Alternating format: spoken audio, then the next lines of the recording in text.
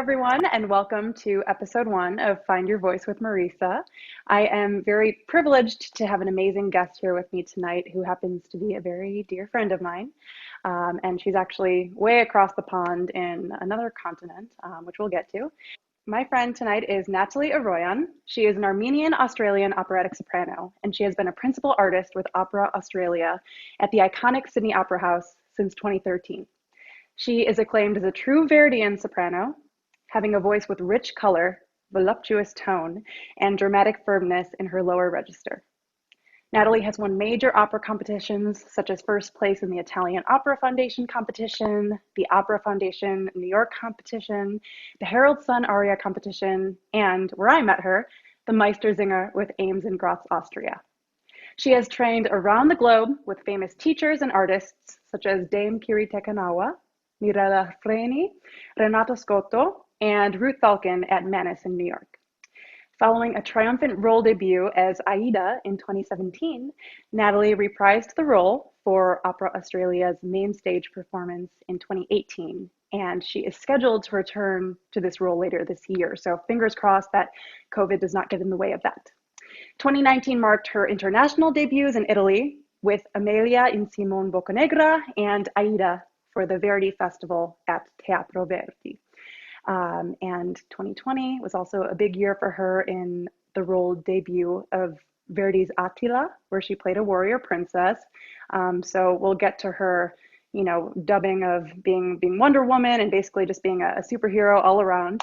And actually right now, she should have been performing in the opera La Juive. So Natalie's going to talk a little bit about, what it's like to be going through this period now. So without further ado, let me bring in my incredible friend, Natalie. Hello. Hi. Thank you so much for having me, Marisa. Of course. Thank you for being my very first guest. This is pretty special for me. Very honored. Yes. And before we get into questions, I just wanted to bring up the fact that we met 11 years ago and we've been connected and we've been friends ever since. And you've been like a big sister to me. So I'm thankful for your friendship, and I'm glad that, everyone else who watches can get to know you a little bit. So, and also, good morning, I have to say. Good morning. Good morning, my neighbors. Yes, it's morning here in Australia. And That's right. Yes, I did sit to wake up for this because we've been in Iceland. It's a little difficult to find out what time is when, and it was good. Yeah. Yes, well, it's my evening, so it's almost time for me to have a glass of wine and go to sleep. So, that's on deck after this. But anyway, I wanted to get started with some questions for you. So, first off, I know that you started off singing pop and you actually studied business and IT, so computers, in college. So I would just like to know how you found your way to opera. Well, I always wanted to be a superhero. And since that wasn't going to happen anytime soon, I went to university and I did a double degree in business and information technology. But my biggest dream was to be a pop singer. I always wanted to be a pop singer. And so my parents said, if you want to be a pop singer, go to university first. And when you complete that, then we'll be behind you 100%. So I did. I went to uni and I did the business and IT degrees. And then the time came where I said, Mum, Dad, I want to be a pop singer. And at that time, there was a very famous Armenian opera singer coming from Armenia giving a concert. And I'd never been to an operatic concert before, so I wasn't that interested. But my parents said, come, you might learn something. So I went along. And this very famous Armenian mezzo, she opened her mouth and this huge sound came out. And I was just gobsmacked. And I said, this woman has to teach me how to do that, and I'll be the best pop singer in the world. So I still want to be a pop singer. And so I met with her and I sang a few gospel songs for her, telling her my dreams. And she stopped me and she said, you're not meant to be a pop singer.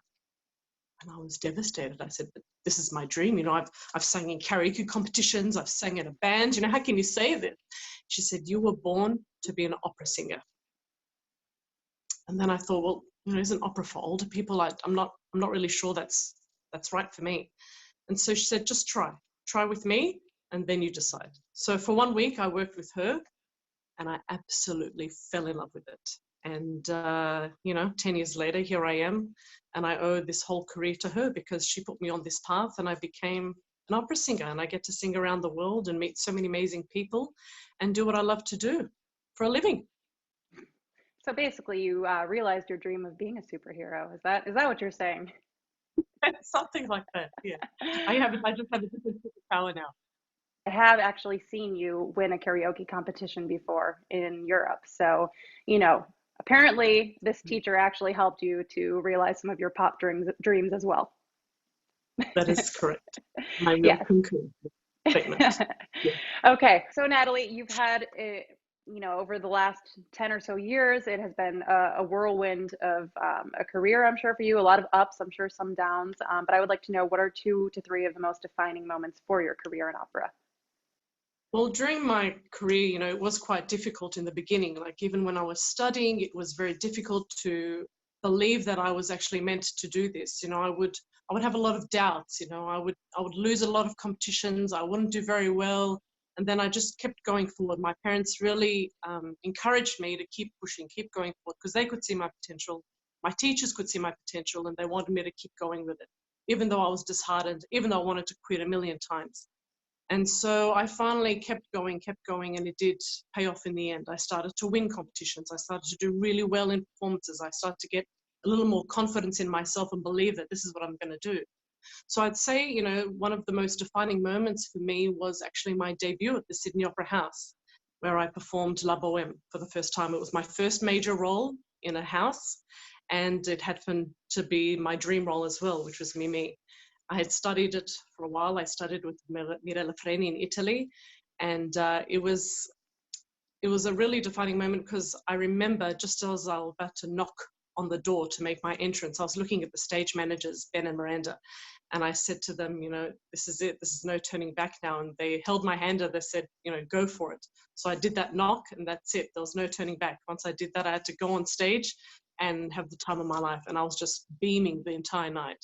It was so exciting. I remember coming off stage and I was just giggling and I was smiling because it was just that exciting to be doing what I was doing. And I couldn't believe it, that it was finally happened and I was finally here and I finally got the courage to do it, and I'm doing it and everyone's here supporting me. So another defining moment would have been when I made my debut in Italy with Simon Boccanegra doing Amelia. And it was such an amazing moment for me because it was such a great experience to have as a first time in Italy. And I made so many amazing friends there. Another fellow Armenian was sharing the role with me. And they just made me feel so welcomed. And it was just an amazing moment for me. And I think one of the most recent defining moments for me was having to play the warrior maiden Odabella in Attila. And that was one of the most amazing roles for me to play, because I finally got to play a heroine who was not the damsel in distress, who didn't need the man to save the day, and she got to be the hero who delivered her people into freedom. And it was just an amazing role to play. And I think finally I was starting to do all these Verdi heroine roles, and this was just the tip of the iceberg for me. Well, I feel like that last one is so relevant for today's world, just female empowerment and coming into our own Right. and being these strong women. So I'm really happy that you got to do that role and have that experience. The first, significant moment that you gave, it gave me chills, hearing about your first time singing Mimi and on that iconic stage. And 2 things really stuck out to me, having some sort of imposter syndrome. Like, am I really supposed to be here? Is this my calling? And then for you to have that reaffirming moment is like, it's just like a dream come true for so many people who are in this field. And, you got to experience that. And now I look at the Opera Australia website and all of your credits on there. And, I'm sure some days you just have to pinch yourself, to see how far you've come. And the other thing was, just the support system, the fact that your parents believed in you. And, I did pageants, and it's kind of like a similar story where, well, this, you came to Miss America, but a similar story where people told me to give up. I wanted to give up. The guys in my family, like my dad, just thought maybe it's not meant for me, but my mom just constantly pushed me to do it and do it and do it. And finally it worked out. So, sometimes we have to have that support in order to keep going after our goals. It's hard, but it's worth it. It's a lot of struggles that we have to go through, but if we persevere and we have the right support system, anything's possible. So, and we have to want it badly enough, I think. We met in Austria at the Ames program, and I guess I didn't realize who I was becoming friends with when you would later go on to win the whole Meistersinger competition and then the audience prize and just be like, the big star of the program. But I want to know, that was a long time ago. That was 2009. So if you could reverse and go back to that time, what is something that you would tell your younger self? I would say just keep working hard. Don't worry about what's coming in the future. You're going to be okay. Just keep working hard. Keep taking risks. I mean, even in that program, I took a lot of risks because we were told to write down things that we could perform live in front of an audience with orchestra. And I remember I wasn't familiar with any of the arias, but I just put down that I would do it anyway. And so when they finally gave me, I think it was Michaela's aria from Carmen to do. I'd never done it before, but I said I did. And so I learnt it in the 2 days to perform it with orchestra that weekend. And sometimes you just have to take the risks, when an opera company says, we need someone to learn this role and perform this role in a week at Covent Garden. And you have to be able to say, yep, I'll do it. And you have to really work hard to do it if that's what you want to do. And so I just tell myself to keep taking risks, keep working hard, keep moving forward.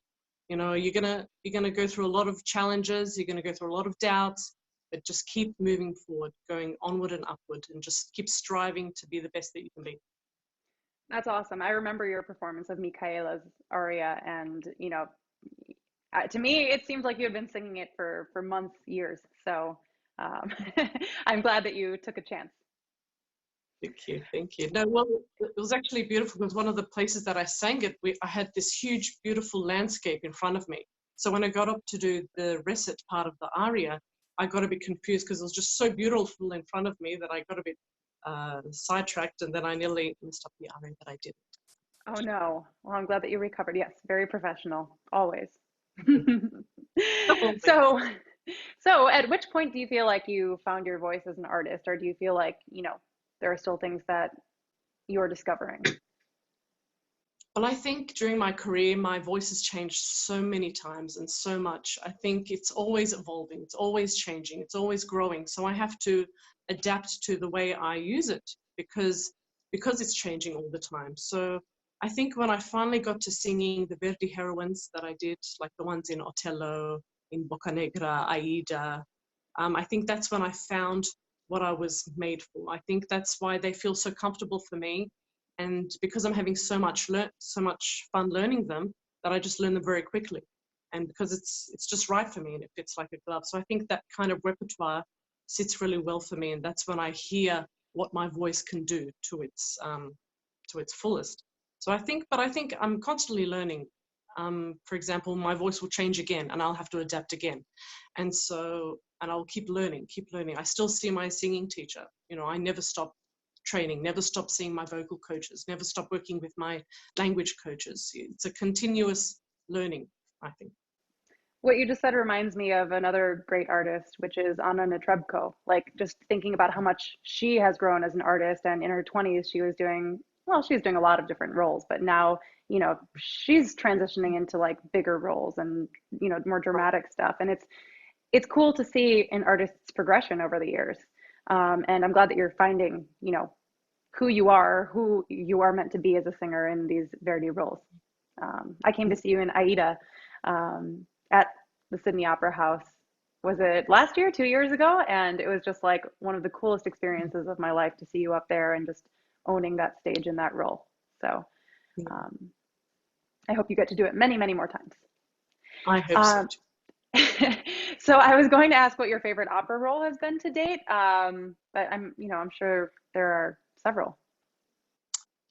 My favorite role to date would have to be Odabella from Attila, the warrior maiden. I mean, not only do I love the colorful and explosive music of that opera, but her fiery temperament is what I was drawn to.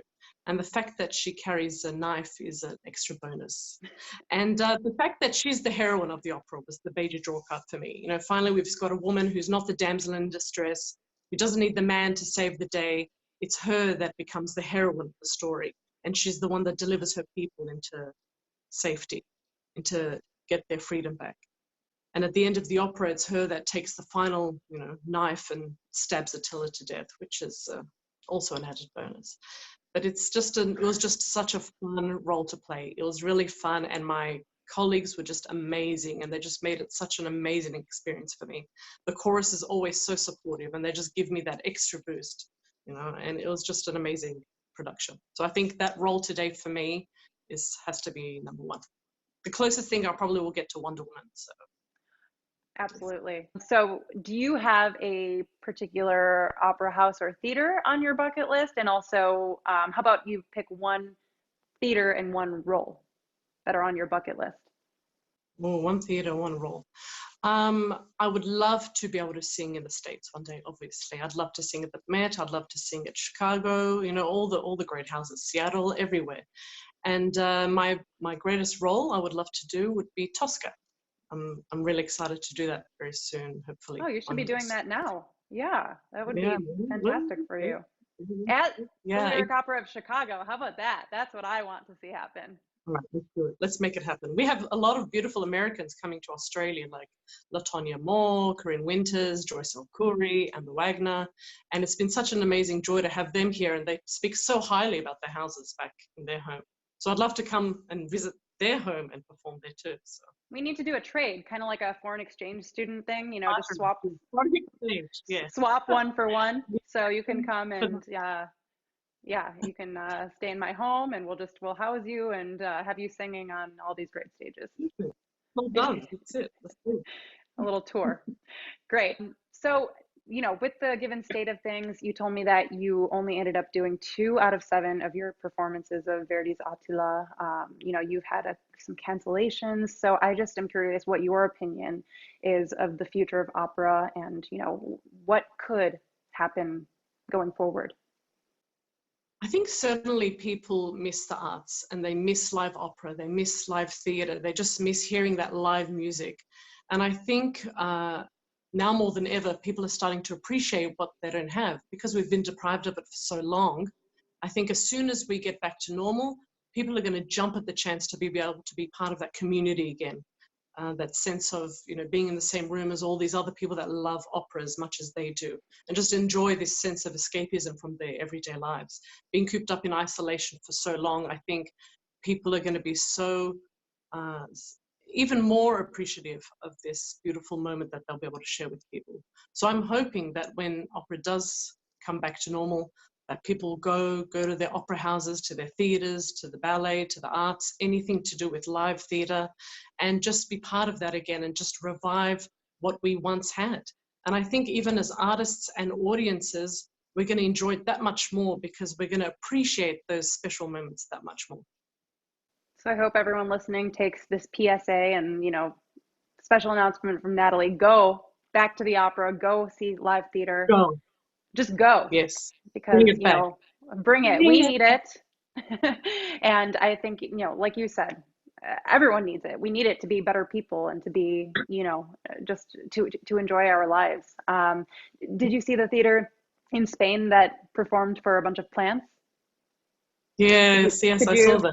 Could you see yourself doing that, singing, one of these like mighty arias to a bunch of foliage? They are living creatures, I'll give them that, but I would love to perform for a live audience. Real life very humans. Soon. Yeah. I miss that connection with an audience because, when we're doing rehearsals on stage, it's one thing, but then when we have a live audience there, we thrive off them, we work off them, and we get this extra energy, this adrenaline just goes through our body, and it's kind of like a collaboration between the artist and the audience in this thing that we're creating called opera. Yeah. So I miss that. Yes. One thing that I could see is, a big place like the Arena di Verona, where people can be separated. I would love to hear you sing there. Maybe that would be a better socially distanced type of venue, and maybe more like amphitheaters or outdoor spaces. You performed a lot outdoors in Australia. That's right. Yes, I did my first Aida on the beach in Coolangatta in the Gold Coast. Rings. So I have one final question for you today, and that is a bit of broad advice. So I would like to know what your best piece of advice for a young aspiring opera singer would be. I would tell them that they are going to face a lot of challenges. It is going to be hard. It is going to be difficult. You're going to have to make a lot of sacrifices, but you've just got to push through all that and keep going forward. No matter how many times you get knocked down, get back up and keep moving forward. It's just like Muhammad Ali used to say, it's not how hard you can hit, it's about how hard you get hit, but still get up and keep moving forward. So I again would say, just keep moving forward, and one day you will make your dreams a reality. I love that. Thank you. And thank you for that Ali quote. That's fantastic. You're welcome. Actually reminds me of Michael Jordan, just shooting, I don't remember how many shots, but, thousands and thousands, and you're going to miss, but that's okay. You just have to have that grit and never stop. And Michael But Jordan was never picked up immediately. He was knocked back many times before he was taken by North Carolina. Even Dame Joan Sutherland was not accepted at Covent Garden for like 3 or 4 times yep. before they took her in. We all have our challenges. Even Renee Fleming said they called her an overnight success, and she said, I think it was the longest night of my life, because she did a lot of work her whole career, and then finally she became the star that she is now, which Yeah. is great to see. I That mean, the even fact that stars that are huge go through the same struggles that we all do. So we're all human. It's great to see. it is. And Renee is like the closest thing I think to being a household name for as far as opera Mhm. singers go. So I think Mhm. Natalie Aroyan is next on that list. So anyways, thank you so much again, Natalie. It has been a pleasure to speak with you, and I'm sure a lot of people are going to be inspired listening to your story. So thank you, Thank my you. friend.